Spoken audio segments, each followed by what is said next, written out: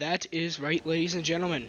We are back in the end for our grand finale of the series, as I don't plan to make more. But if you've made it this far through the series, congratulations, this is the last bit. And I think it'll actually be one of our shortest videos so far. So I hope you enjoy, and let's get right into how to speedrun the end. Alright, well, we've just made it of the nether. We have our nether portal, and now we are ready to get right into finding our portal. How do we do that, you might be asking? Well, I'm glad you asked, because that's the whole reason you're here, right? Well, there's a couple different ways you can do it. Number one being grabbing your Eye of Ender, like so. And with this, you can just throw it. Oh wow. First try. You can just throw it and run in that direction. Your first portal is going to spawn like 1,200 blocks away. You can do that, or you can use the link in the description to watch a video on how to install Ninja BrainBot and how to use it. I would show you all how to use it, but I don't know how to put it up on my screen, because every time I try and pin it, it gets rid of my Minecraft, it tabs me out of my Minecraft. That, or it just disappears behind my Minecraft, which is really annoying. But basically, you run a really long ways away, a good 1,000 blocks from 0, which shouldn't be too far if you build your nether portal close to a place. You can see it's still this way, so we're still going to run this way. We're not quite to 1,200 blocks yet, so I'm not surprised it wants us to keep going this way. And now that we are at 1,200, it will keep going, yep.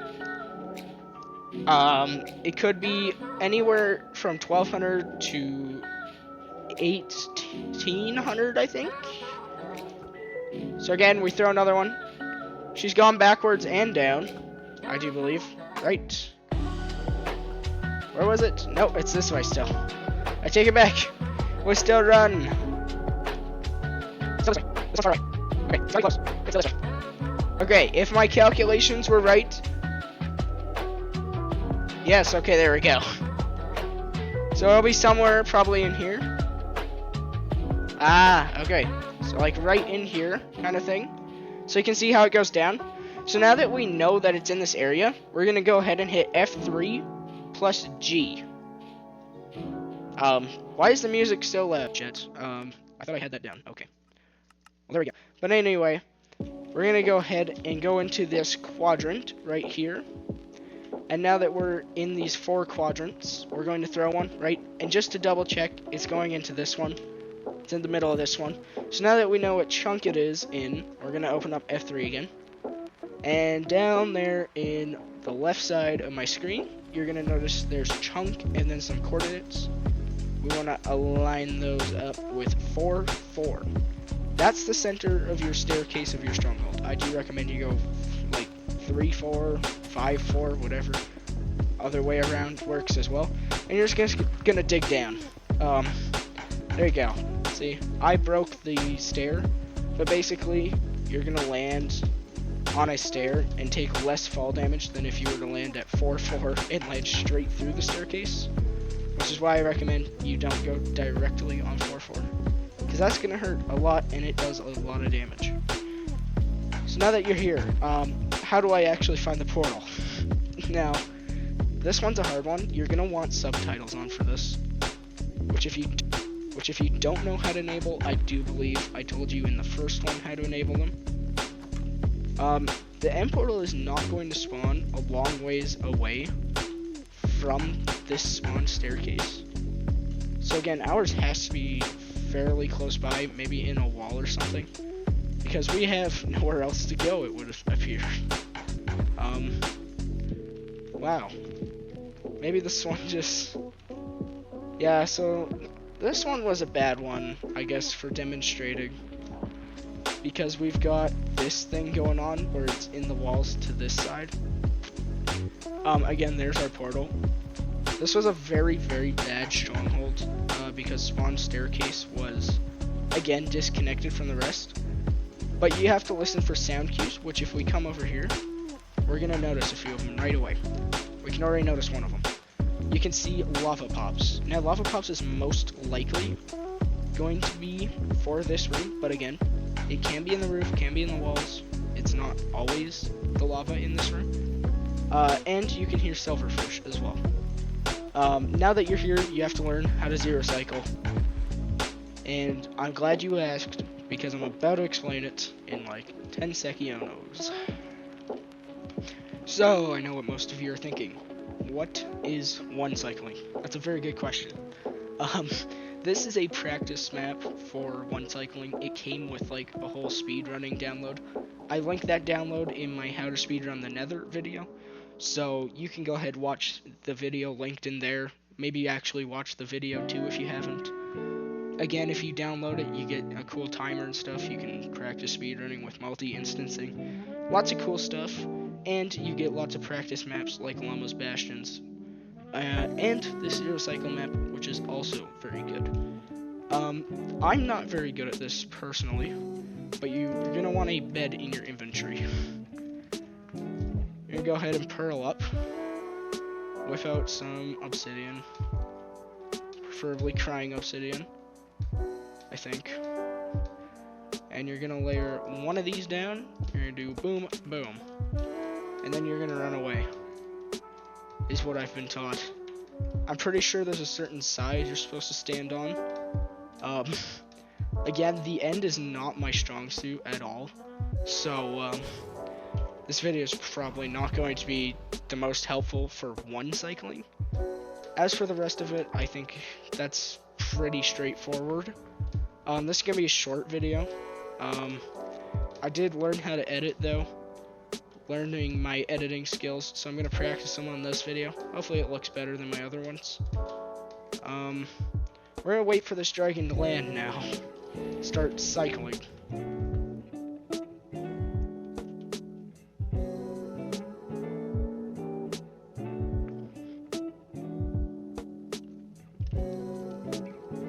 Oh, here we go. So you can see how he starts snapping like that, and that means he's about to land. I'm pretty sure I've got the wrong placement here, but basically we're going to place one, middle click, blow it up when his head goes over top of it.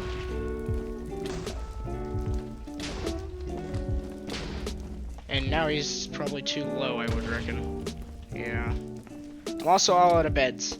So again, it's going to take practice. I'm not very good at it. If you detonate them too high, you're going to deal absolutely no damage. And if you detonate them too low, well, again, no damage, and he's going to destroy your bed. So in this map, you can just throw the... Nope. Not like that. Throw the egg like that, and you can restart. I'm going to see if I can get a good clip of me zero cycling.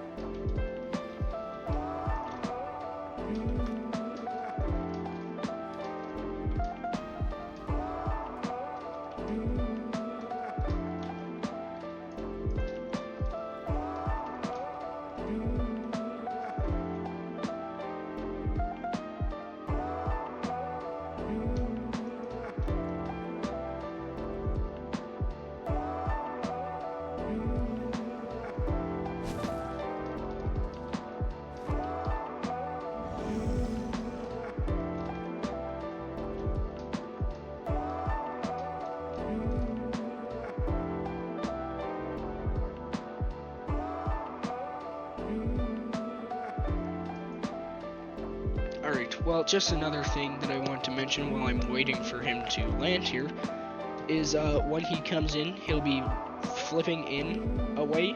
I've heard you're supposed to go on the opposite side that he swings in on. So, again, make sure you do that, I guess, too. I'm gonna link a good zero cycling video and a good Ninja BrainBot download and use video, because I'm not very good at this part.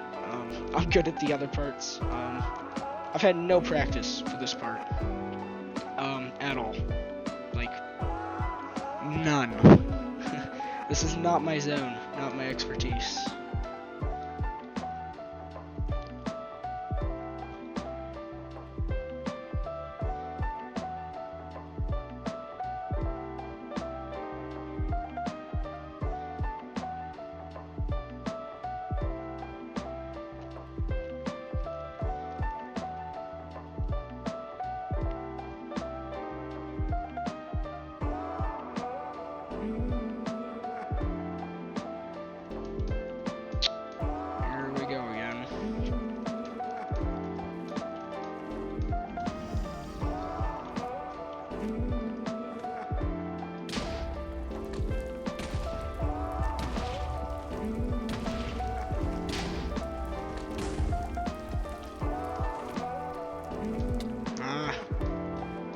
No good.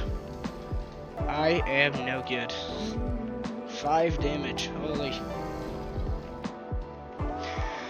Alright, well, eventually I did come to the conclusion that I cannot do a zero cycle, so that's my bad.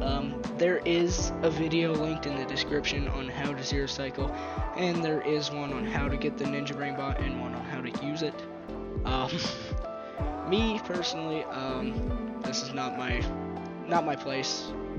place or time. I hope you enjoyed. If you did, stay tuned, because I'm going to be coming out with some new Grounded content, as Grounded 2 is coming out pretty quick here, and I thought I'd throw in some Grounded gameplay of the first one before I go ahead and play the second one. Just me and me only. We're going to have some fun on there. It's going to be a good long series, probably. We got a good 30 days to beat it, or at least get close before playing Grounded 2. So make sure to go watch that, and with that, peace, love, and I will see you when I make that video next week.